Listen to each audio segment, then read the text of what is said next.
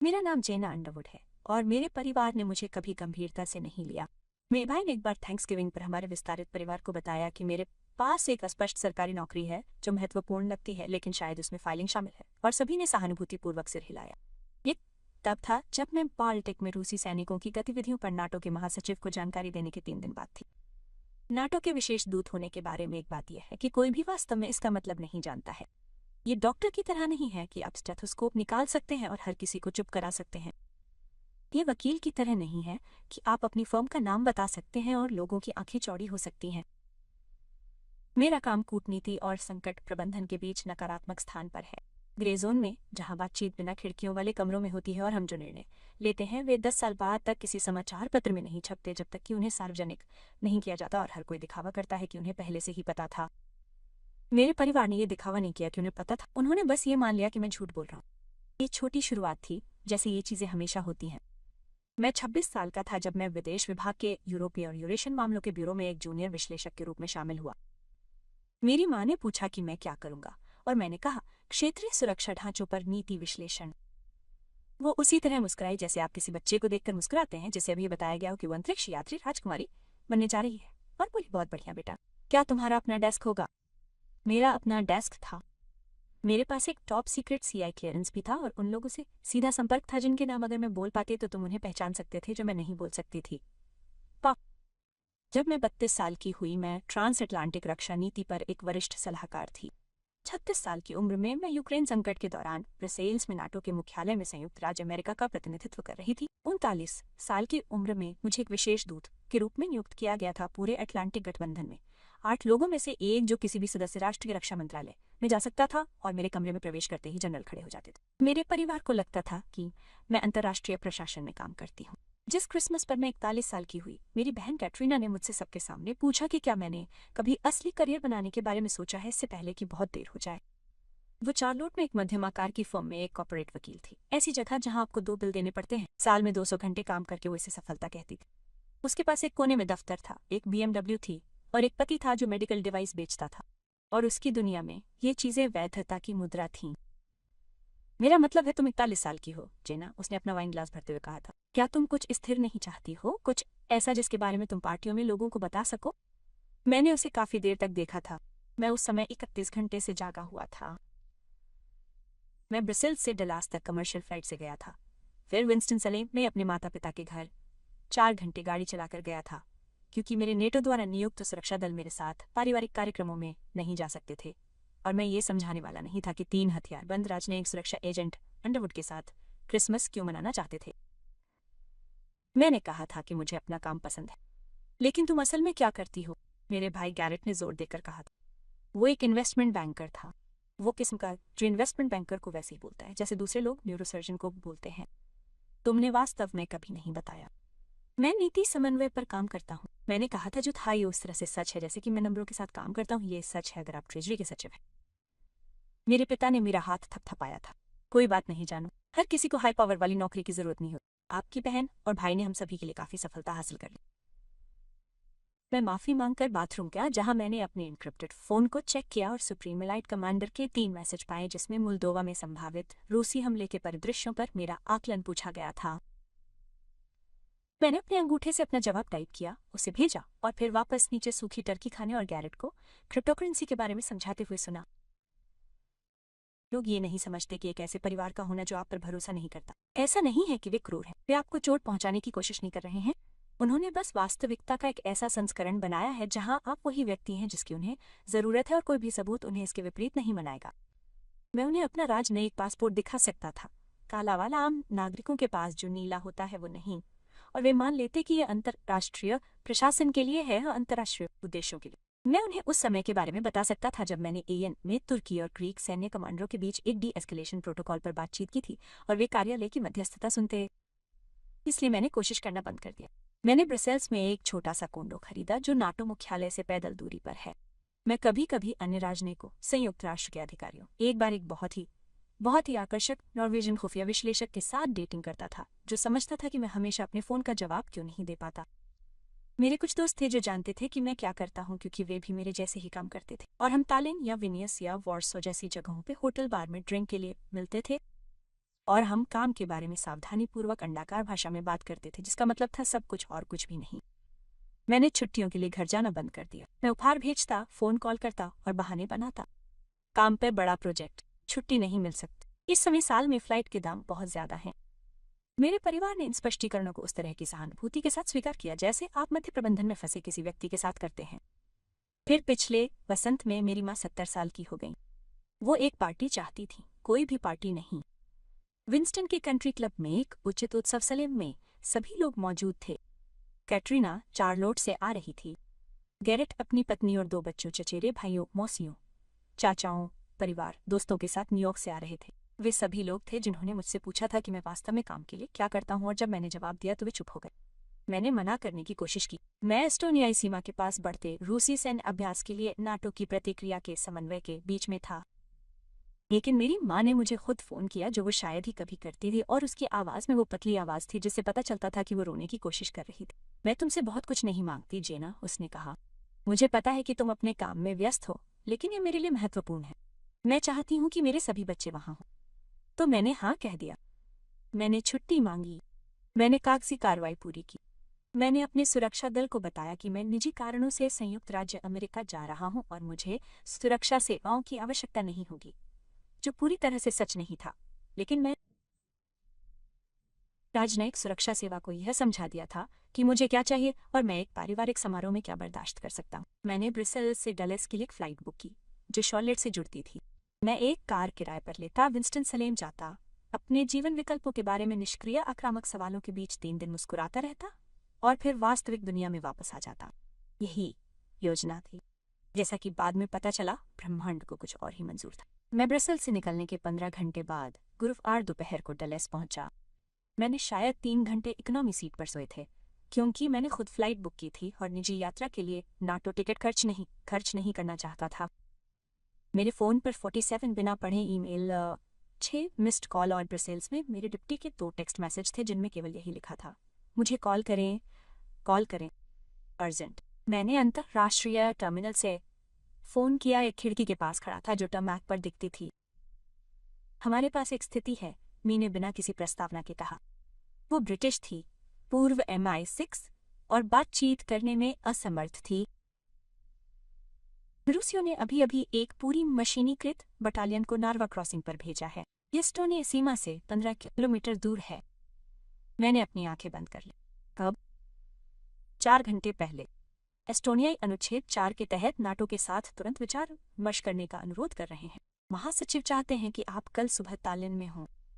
मैं वर्जीनिया में हूँ, मतलब मुझे पता है, इसलिए मैं शेड्यूल अपडेट करने के बजाय फ़ोन कर रहा हूँ। मैंने अपनी घड़ी देखी। इस स्थानीय समय अनुसार शाम के 4:30 बज रहे थे। अगर मैं अभी मुड़ता तो मैं शाम की फ्लाइट से ब्रसेल्स वापस जा सकता था, तालिन से जुड़ सकता था और सुबह तक अपनी जगह पर पहुंच सकता था।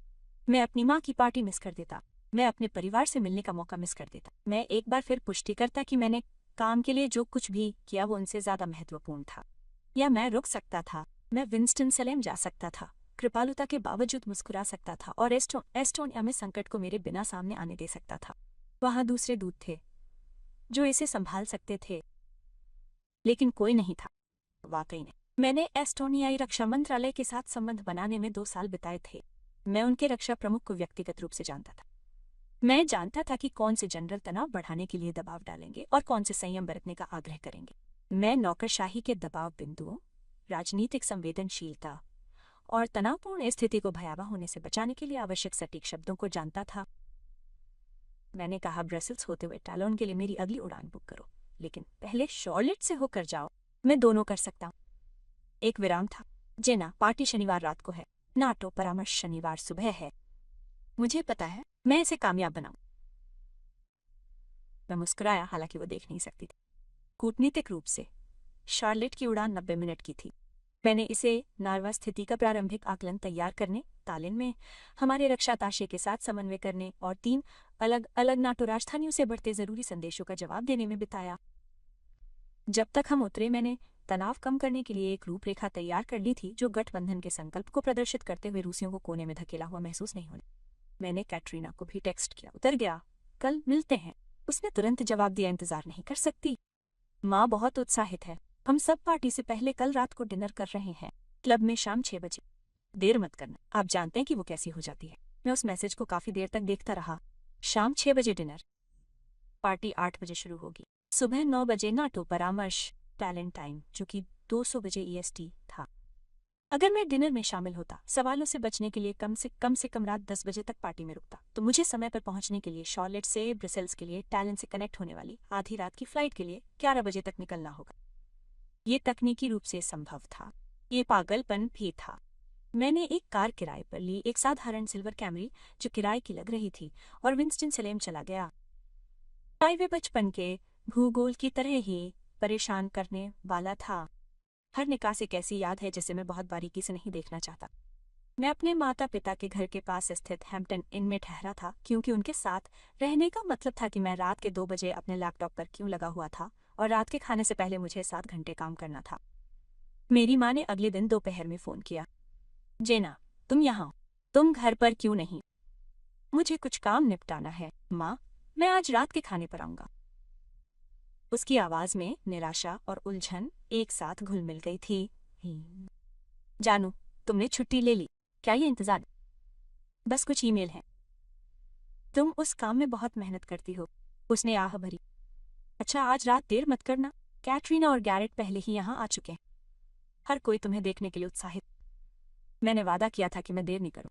फोन रख दिया और तुरंत नेटो में एस्टोनियाई राजदूत का फोन उठाया, जो जानना चाहते थे कि क्या मुझे लगता है कि अमेरिकी रुख अनुच्छेद 5 को लागू करने का समर्थन करता है। मैंने 40 मिनट तक समझाया कि अनुच्छेद 4 पर विचार विमर्श करना उचित क्यों है, और अनुच्छेद 5 आपसी रक्षा खंड अभी तक उचित क्यों नहीं है। और साथ ही मैंने शार्लेट डगलस इंटरनेशनल के किटालन से फ्रैंकफर्ट के लिए आधी रात की लुफ्थांसा फ्लाइट में बिजनेस क्लास में जगह है। शाम 5 बजे तक मैंने नहाया, कपड़े बदले जो मैंने पैक किए थे, साधारण नेवी एक कंट्री क्लब के लिए, और उसके बाद यात्रा के लिए भी उपयुक्त, और अपने माता पिता के क्लब के लिए गाड़ी चलाई। विंस्टन सेलम कंट्री क्लब बिल्कुल वैसा ही था जैसा मैंने याद किया था। सफेद कॉलम, मैनिक्योर किए हुए लॉन, वैलेट पार्किंग, और ऐसी खूबसूरती जो खुद को जाहिर नहीं करती क्योंकि उसे जाहिर करने की जरूरत नहीं है। मैंने अपनी चाबियां एक बनियान पहने हुए किशोर को दी और अंदर चला गया, जहां मेरी माँ लॉबी में इंतजार कर रही थी। वो मेरी याददाश्त से छोटी लग रही थी, बड़ी।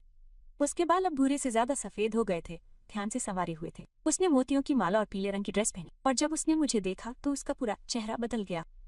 जेना, उसने मुझे गले लगाया, जिसकी खुशबू चैनल नंबर 5 और हेयर स्प्रे जैसी थी। तुम यहाँ हो, तुम सचमुच यहाँ हो? मैंने कहा था कि मैं आऊंगा। मुझे पता है, लेकिन तुम बहुत व्यस्त। और मुझे लगा कि उसने मेरे कंधों को पकड़कर मुझे पीछे खींचा, मेरी जांच की। तुम पतली लग रही, क्या तुम पर्याप्त खा? यूरोप में तुम्हें खाना खिलाया जाता है माँ, वे खाते हैं।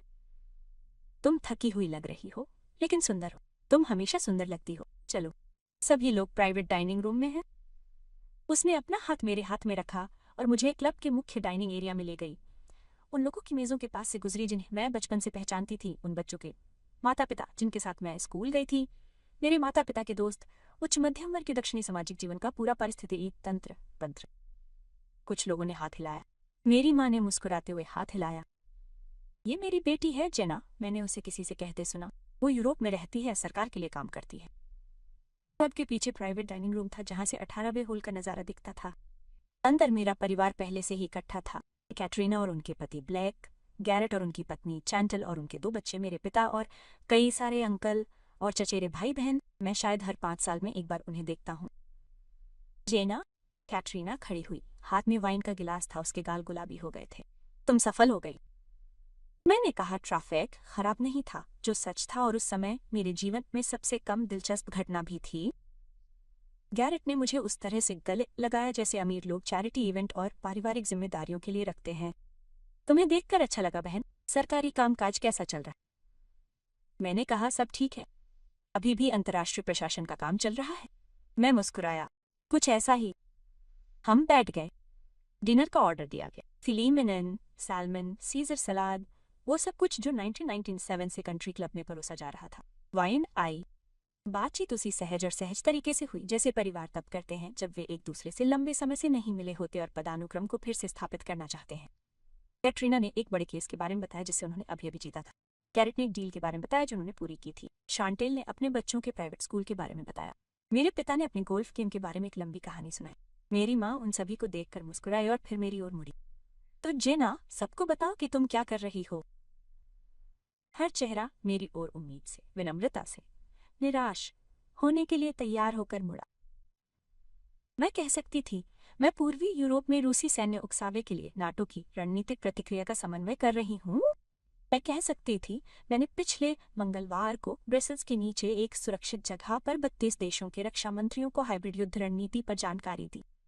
मैं ये भी कह सकती थी कि मैं जो काम करती हूँ वो द्वितीय विश्व युद्ध को रोकने में मदद करती। इसके बजाय मैंने कहा, बस सामान्य नीतिगत काम, थोड़ी यात्राएं। यात्रा? मेरी आंटी लोंडा आगे झुक गई। तुम कहाँ थे? ज्यादातर एस्टोनिया में। पोलैंड में कभी कभी। क्या वे अच्छे हैं? उसने पूछा, जैसे आप किसी बीच रिसोर्ट के बारे में पूछते हैं। वे कार्यात्मक हैं। गैरेट हंसे। कार्यात्मक। पूर्वी यूरोप का वर्णन करने का ये एक तरीका है। ये सब पूर्वी यूरोप नहीं है, मैंने धीरे से कहा। एस्टोनिया बाल्टिक है, अलग क्षेत्र, अलग। वही अंतर, उसने हाथ हिलाते हुए कहा। मुद्दा ये है कि आप काम के लिए यात्रा कर रहे हैं, जो कि बहुत अच्छा है, लेकिन क्या आप करियर बना रहे हैं? जैसे यहाँ अंतिम लक्ष्य क्या है?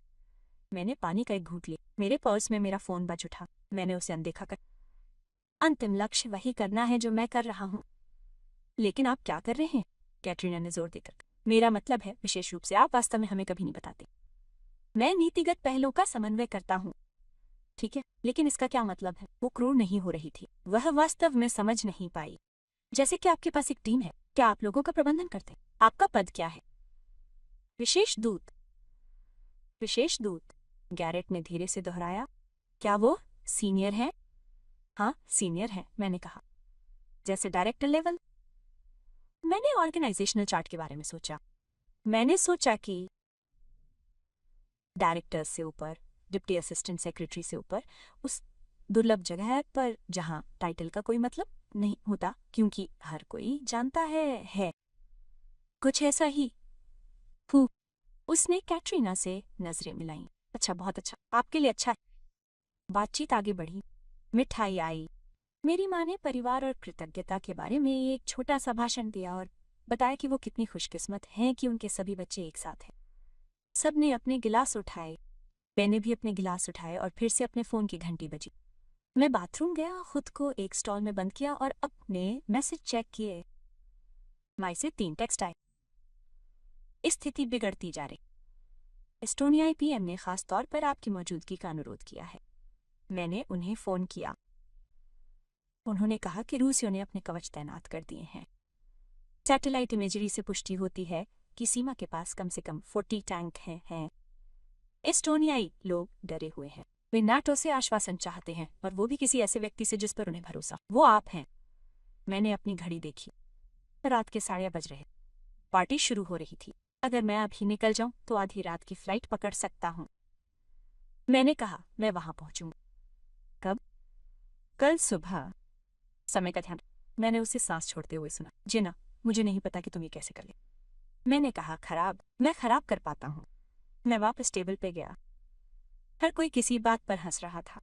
मैं बैठ गया, अपनी वाइन खत्म की और ये कहने के लिए सही समय का इंतजार करने लगा कि मैं यात्रा से थक गया हूँ और मुझे अपने होटल वापस जाना।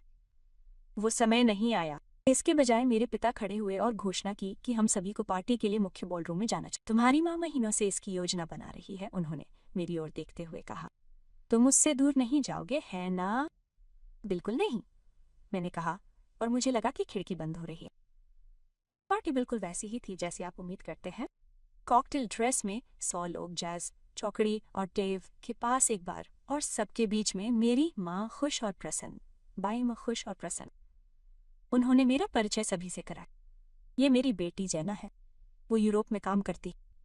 और सभी मुस्कुराए और कहा कि ये कितना दिलचस्प होगा, और मैंने भी मुस्कुराकर कहा कि ये वाकई दिलचस्प होगा। और पूरे समय मैं फ्लाइट के समय और कनेक्शन विंडो का हिसाब लगा रहा था, और वो सटीक समय जब रुकना असंभव हो गया। 10 बजे तक मैंने अपना कर्तव्य पूरा कर लिया। मैंने अपनी माँ को गले लगाया, उन्हें बधाई दी, पारिक तस्वीरें खिंचवाईं और दूर के रिश्तेदारों से बातचीत की। मैंने कैटरीना को बार के पास पाया। मैंने धीरे से कहा, मुझे जाना होगा। क्या? पार्टी अभी शुरू हुई। मेरी फ्लाइट जल्दी है। तुम कल ही यहाँ आई हो। मुझे पता, मुझे माफ करना, काम की इमरजेंसी है। उसने मुझे घूर कर देखा। तुम मजाक कर रही? मैं नहीं कर रही, जेना। उसने जरूरत से ज्यादा जोर लगाकर अपना वाइन ग्लास नीचे रखा। ये माँ का 70वां जन्मदिन है। आप काम की वजह से यूं ही नहीं जा सकते। ये सिर्फ काम नहीं है। ये मैं रुक गया। आप कैसे समझाएंगे कि एक रूसी मशीनीकृत बटालियन इस समय नेटो सहयोगी पर हमला करने के लिए तैनात थी, और टैलन में आपकी उपस्थिति तनाव कम करने और तबाही के बीच का अंतर हो सकती है? आप ये किसी ऐसे व्यक्ति से कैसे कहेंगे जो सोचता है कि आप ब्रसेल्स में कागजी कार्रवाई करते हैं? ये क्या है? कैटरीना ने पूछा। महत्वपूर्ण, परिवार से भी अधिक महत्वपूर्ण? मैंने ऐसा नहीं कहा। आपका यही मतलब था? वो अब गुस्से में थी, उस तरह का गुस्सा जो वर्षों से जमा हुई नाराजगी से आता है। जानते हो तुम्हारी समस्या क्या है? तुम्हें लगता है कि तुम हमसे बहुत अच्छे, तुम यूरोप भाग जाते हो, तुम अपना रहस्यमयी सरकारी काम करते हो, तुम ये बताने की जहमत नहीं उठाते कि तुम वास्तव में क्या करते हो। और जब माँ तुम्हें एक सप्ताहांत के लिए आने के लिए कहती है तो तुम वो भी नहीं कर पाते। मैं आया, मैंने चुपचाप कहा। मुश्किल से। तुम पहले ही दरवाजे से बाहर निकल चुके। वो तीखी और कड़वी हंसी।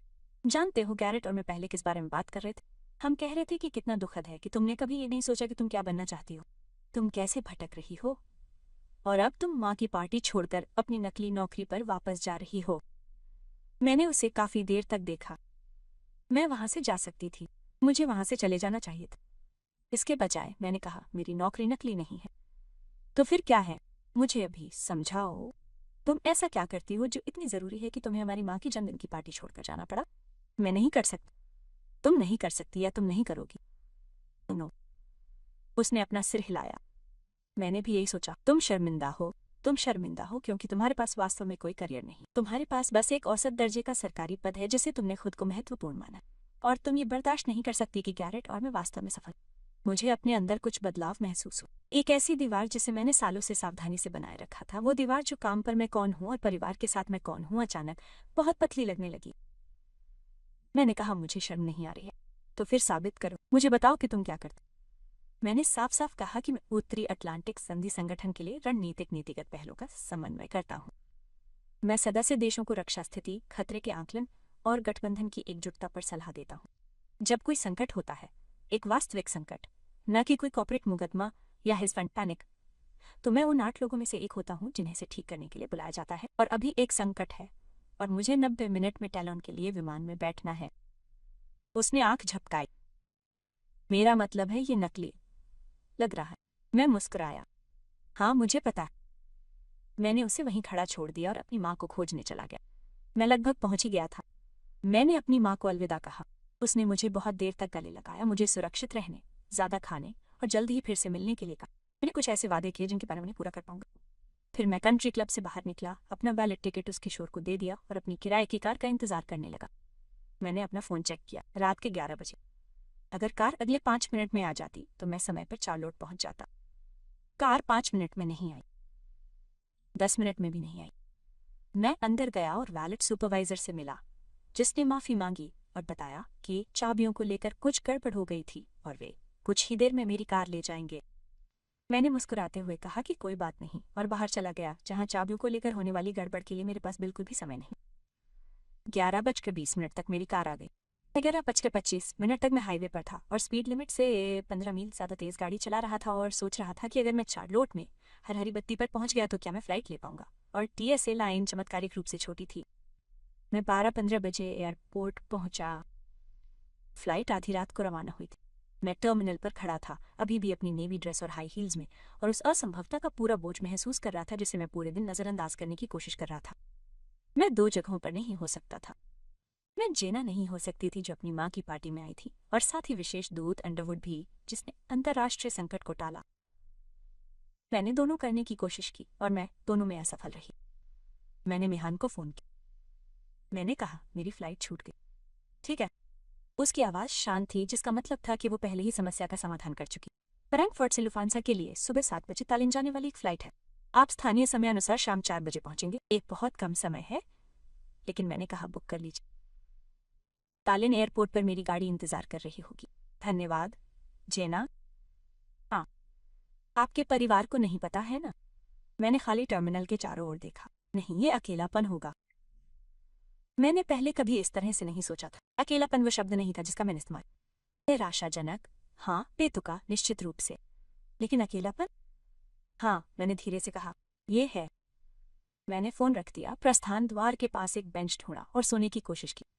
अलार्म बजने से पहले मैं करीब 2 घंटे पहले ही कॉफी खरीद कर फ्रैंकफर्ट के लिए रवाना। अटलांटिक महासागर में कहीं मुझे गहरी नींद आ गई और मैंने पारिवारिक डिनर के सपने देखे जहां लोग मुझ पर यकीन करते। मैं स्थानीय समयानुसार शाम 4:15 तालिन पहुंचा। एक काले रंग की मर्सिडीज कार में राजनयिक प्लेट लगी हुई थी जिसे एस्टोनियाई सुरक्षा अधिकारी चला रहा था। उसने सम्मानपूर्वक सिर हिलाया और कुछ नहीं बोला। हम सीधे रक्षा मंत्रालय पहुंचे जहां मुझे कई सुरक्षा चौकियों से होते हुए एक कॉन्फ्रेंस रूम में ले जाया गया जहां सैन्य वर्दी पहने बहुत ही गंभीर लोग थे। जब मैं अंदर गया, एस्टोनियाई रक्षा प्रमुख खड़े हो गए। विशेष दूत ने कहा, आने के लिए धन्यवाद। अगले 6 घंटे तक मैंने अपना काम किया। मैंने खुफिया ब्रीफिंग सुनी। मैंने नाटो के अन्य प्रतिनिधियों के साथ समन्वय किया। मैंने महासचिव के लिए एक बयान तैयार किया। मैंने वॉशिंगटन, ब्रसेल्स और लंदन के साथ सुरक्षित बातचीत की। मैंने एक ऐसी प्रतिक्रिया तैयार करने में मदद की जो रूसी आक्रामकता को रोकने के लिए पर्याप्त थी, लेकिन साथ ही इतनी भी की स्थिति में। आधी रात तक हमारे पास एक योजना थी। सुबह 2 बजे तक उस योजना को सभी संबंधित पक्षों ने मंजूरी दे दी थी। सुबह 3 बजे तक मैं मर्सिडीज में वापस आ गया था। मुझे एक होटल ले जाया जा रहा था जहां मैं अगली मीटिंग से पहले 4 घंटे सोता। कार में मैंने अपना फोन चेक किया। मेरी माँ के 7 मिस्ड कॉल थे। कैटरीना के 12 टेक्स्ट जो चिंता से गुस्से में बदलते जा रहे थे। गैरेट के 3 टेक्स्ट थे, तुम कहाँ हो? माँ चिंतित है। सच में, घर पर फोन करो। मैंने फोन नहीं किया। मैं यह नहीं बता सका कि मैं कहाँ था या वहाँ क्यों था, और मेरे पास कोशिश करने की ऊर्जा नहीं थी। मैं अपने होटल के कमरे में अपने कपड़े पहने हुए ही सो गया और 5 घंटे बाद फिर से वही सब करने के लिए उठा। नार्वा में संकट को पूरी तरह से हल होने में 3 दिन लग गए। जब तक रूसी सेना सीमा से वापस चली गई तब तक मैंने बैठकों, कॉल, बातचीत और रणनीतिक संदेशों के चक्र में 72 घंटे बिता दिए थे। एस्टोनियाई सरकार आभारी थी। नाटो महासचिव ने व्यक्तिगत रूप से मुझे धन्यवाद दिया। जिन रक्षा मंत्रियों के साथ मैंने काम किया था उन्होंने सराहना के एन्क्रिप्टेड संदेश भेजे। मेरे परिवार ने लगातार शत्रुतापूर्ण संदेश भेजे कि मैं कब घर आ रहा हूँ। मैं बुधवार को ब्रसेल्स वापस आ गया, सीधे अपने अपार्टमेंट में गया और 14 घंटे सोया। जब मैं उठा तो मुझे मेरी माँ का वॉयस मेल मिला। जेना जानू, मुझे समझ नहीं आ रहा कि तुम क्यों चली गई। हर कोई तुम्हारे बारे में पूछ रहा था। कैटरीना का कहना है कि तुम्हें किसी काम से मतलब था, लेकिन काश तुमने मुझे बताया होता। काश तुम जो भी चल रहा है उसके बारे में ईमानदार होती। हम तुम्हारा परिवार हैं, तुम हमसे बात कर सकती हो। जब भी मौका मिले कृपया मुझे फोन करें। मैंने वॉइस मेल डिलीट कर दिया। फिर मैंने एक गिलास वाइन बनाई, ब्रसेल्स के सामने अपनी छोटी बालकनी में बैठ गया और ये पता लगाने की कोशिश की कि युद्ध को रोकने की संभावना से ज्यादा अपनी माँ को निराश करने पर मुझे बुरा क्यों लगा। मुझे संदेह था कि मेरी माँ की निराशा निजी थी। एस्टोनियाई सीमा संकट अमूर्त, भूराजनीतिक और इस तरह से महत्वपूर्ण था कि वो किसी भी पारिवारिक फोटो एल्बम में नहीं दिखेगा। लेकिन मेरी माँ की आवाज पतली, आहत, भ्रमित, वो है इस तरह से वास्तविक थी जैसे खुफिया ब्रीफिंग कभी नहीं होती। मैंने अपनी वाइन खत्म की और बिस्तर पर चला गया और उसके बारे में न सोचने की कोशिश की। 3 महीने बीत गए। मैं अपनी सामान्य लय में लौट आया। नाटो की बैठकें, नीति समन्वय, विभिन्न राजधानियों की यात्राएं, एन्क्रिप्टेड संचार और 32 देशों के बीच गठबंधन बनाए रखने का निरंतर अथक काम जो हमेशा किसी बात पर सहमत नहीं होते थे। कान जो हमेशा। मैं अपने काम में अच्छा था, मुझे अपना काम पसंद था, काम मायने रखता था। लेकिन कैटरीना के साथ बातचीत मेरे दिमाग में घूमती रही। तुम शर्मिंदा हो क्योंकि तुम्हारे पास वास्तव में कोई करियर नहीं है। मैंने कुछ वास्तविक, कुछ महत्वपूर्ण बनाया था, और जो लोग मुझे सबसे लंबे समय से जानते थे, जिन्हें मुझे सबसे बेहतर तरीके से जानना चाहिए था, उन्हें लगा कि मैं एक काल्पनिक नौकरी और महत्व के भ्रम के साथ जीवन में भटक रहा हूँ। ये मुझे जितना होना चाहिए था उससे कहीं ज्यादा परेशान कर रहा। दिसंबर की शुरुआत में मेरी माँ ने फोन किया। जेना, मुझे पता है कि तुम व्यस्त हो, लेकिन मुझे तुमसे कुछ पूछना है। क्या बात है माँ? तुम्हारे पिता और मैं क्रिसमस के लिए यूरोप जा रहे हैं। हम हमेशा से एक अच्छा यूरोपियन क्रिसमस मनाना चाहते थे। बाजार, कैथेड्रल, सब कुछ। हम सोच रहे थे कि प्राग, वियना, शायद ब्रसेल्स जाएं अगर हमारे पास समय हो। मेरा पेट कस गया। अच्छा, अगर हम ब्रसेल्स आए तो क्या आपके पास हमसे मिलने का समय होगा? हर सहज ज्ञान ने मुझे मना करने को कहा। काम में टकराव, यात्रा की बाध्यता, कोई भी बहाना बनाना जिससे मेरी 2 दुनियाएं अलग हों। लेकिन मैंने खुद को हाँ कहते हुए सुना, मेरे पास समय होगा। सच में वो बहुत खुश लग रही थी। ओह जेना, ये बहुत अच्छा होगा। कैटरीना और गैरेट भी आ सकते हैं। इसे पूरे परिवार की यात्रा बना। हम कुछ दिन साथ बिता सकते हैं। तुम हमें आसपास दिखा सकते हो। हम आखिरकार देख सकते हैं कि तुम कहाँ रहते हो और काम करते हो। ये बहुत अच्छा होगा। बढ़िया, मैं तुम्हारे भाई बहन से बात करूंगी। ये बहुत खास होने वाला है। उसने फोन रख दिया और मैं चुपचाप बैठी रही, सोच रही थी कि मैंने अभी क्या मान लिया। वे 23 दिसंबर को आए।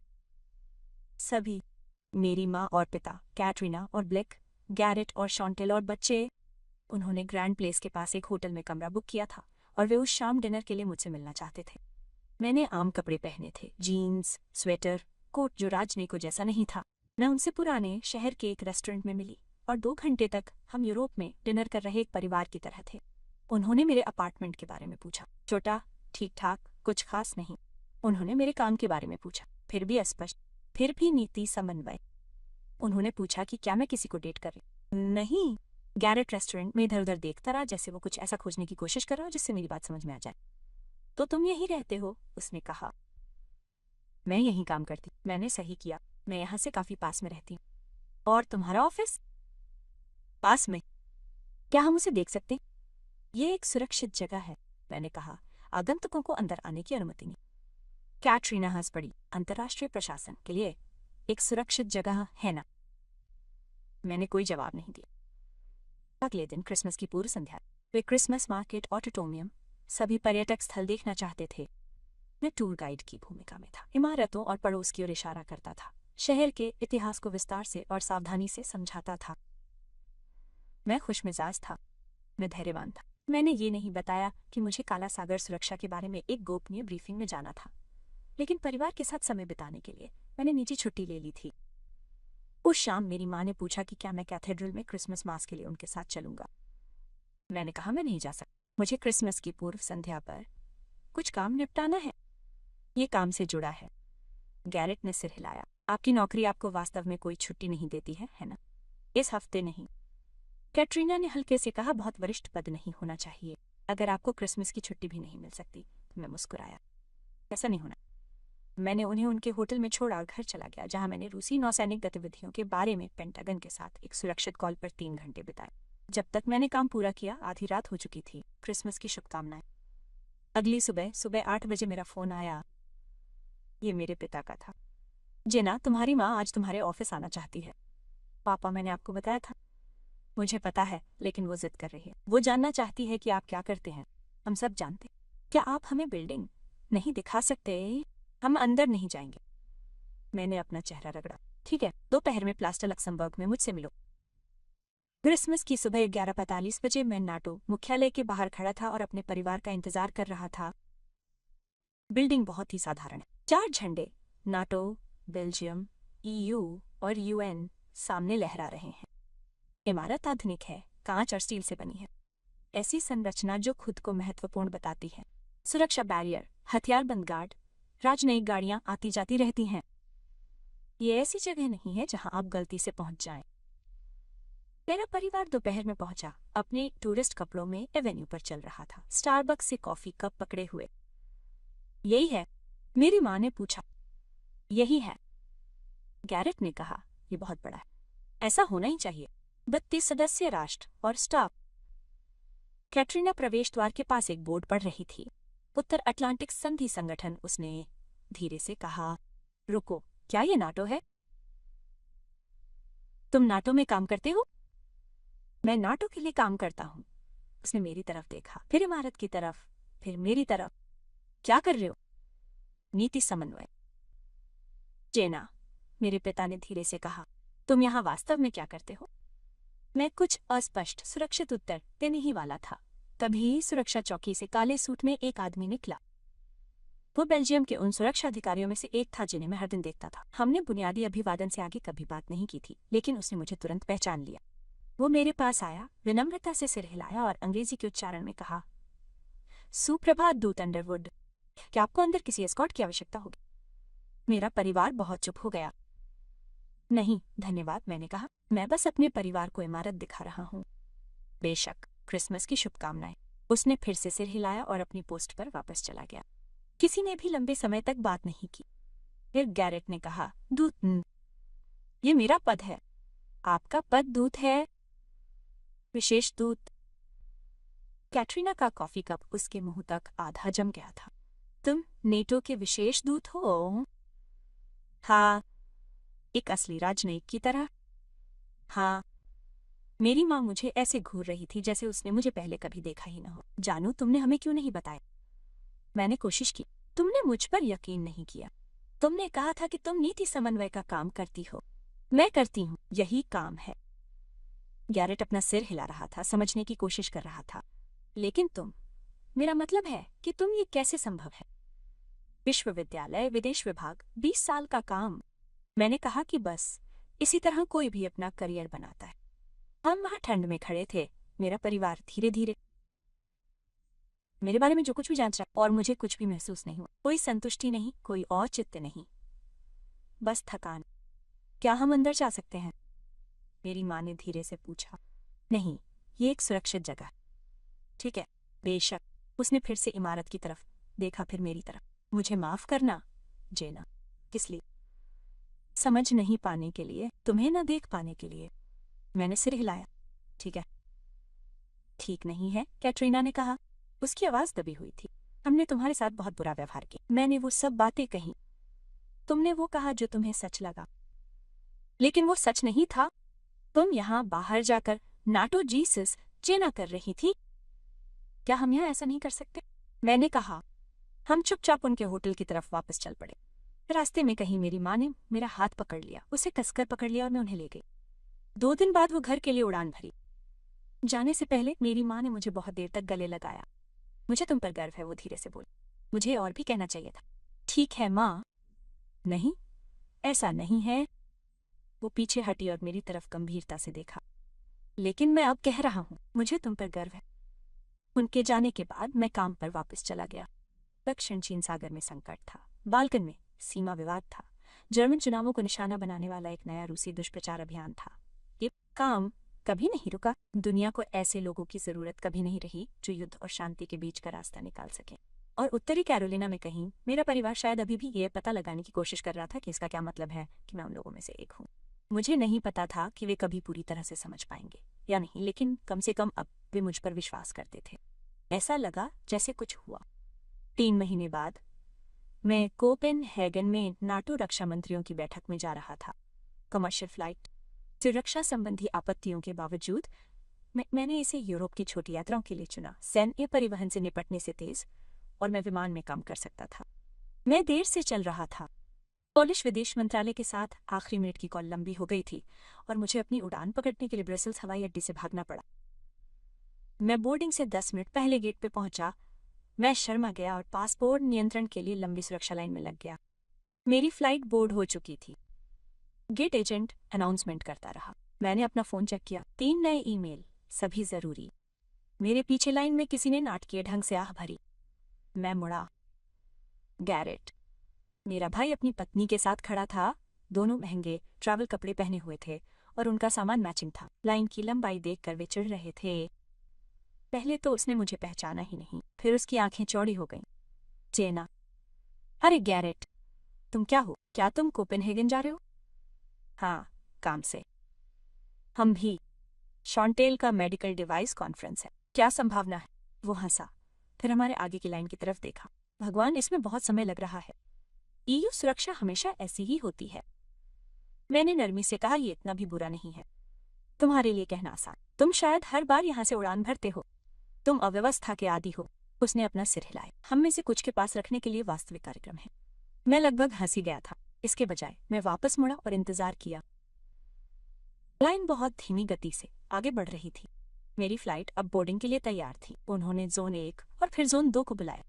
मैं जोन 3 में था, लेकिन मैं अभी भी पासपोर्ट कंट्रोल में फंसा हुआ था और एक अधिकारी को अपने दस्तावेजों की जांच करते देख रहा था।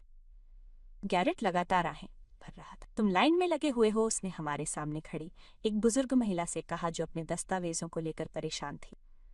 महिला ने माफी मांगी, घबराई हुई थी। मैंने उसे पासपोर्ट दिया जो उसने गिरा दिया था। धन्यवाद प्रिय, उसने कहा। कोई बात नहीं। गैरेट ने शॉन्टेल से कुछ कहा। मुझे ईयू की सामान्य अक्षमता के शब्द समझ में आ गए। आखिरकार मेरी बारी आई। मैं आगे बढ़ा, सीमा अधिकारी को अपना पासपोर्ट सौंपा। उसने उसे देखा, फिर उसने मेरी तरफ देखा, फिर वो खड़ा हो गया। मैडम, उसकी आवाज़ बदल गई, औपचारिक हो गई। आपका काफिला तैयार है। नेटो आपसे आने का अनुरोध करता है। मैंने आंख झपकाई। माफ करें, क्या? उसने अपने पीछे किसी को इशारा किया। गहरे रंग के सूट पहने दो आदमी दिखाई दिए। राजनयिक सुरक्षा सेवा के एजेंट, दोनों हथियारबंद, दोनों ने ईयरपीस पहन रखे थे। विशेष दूत अंडरवुड। महासचिव ने आपसे। हमारे पास टरमैक पर नेटो का एक वाहन इंतजार कर रहा है। मेरे पीछे। मैंने गैरेट की तेज सांस सुनी। सीमा अधिकारी ने सलामी दी। मैंने उसे एजेंटों को मेरे चारों ओर अचानक बहुत गंभीर स्थिति बनते हुए देखा। मैंने कहा, मुझे इस बारे में पता नहीं था। आखिरी मिनट में बदलाव हो। अगर आप हमारे साथ चलें तो सुरक्षा प्रोटोकॉल का पालन करें। 2 एजेंट मेरे दोनों ओर आ गए। उनमें से एक ने राजनयिक लेन को नागरिक लाइन से अलग करने वाली रस्सी की बाधा को हटा दिया। विशेष दूत के लिए रास्ता साफ करो, उसने साफ कहा, और सुरक्षा लाइन में मौजूद हर कोई गैरेट सहित उसकी ओर देखने लगा। उसका चेहरा पूरी तरह से सफेद हो गया था। उसका पासपोर्ट उसके हाथ से फिसल गया था। मैंने बस एक बार उसकी ओर देखा और उसका मुंह बिना आवाज के खुला और बंद हुआ। फिर मैं राजनयिक गलियारे से एजेंटों के पीछे पीछे चला, सभी लाइनों से होकर, गेट से होकर, और टरमैक पर पहुंच गया जहां नाटो के झंडों वाली एक काली एसयूवी इंतजार कर रही थी। मैं अंदर गया। दरवाजा बंद था और रंगीन खिड़की से मैं गैरेट को अभी भी वहीं खड़ा देख सकता था। जम गया जबकि शांटेल ने फोर से उसका पासपोर्ट लिया।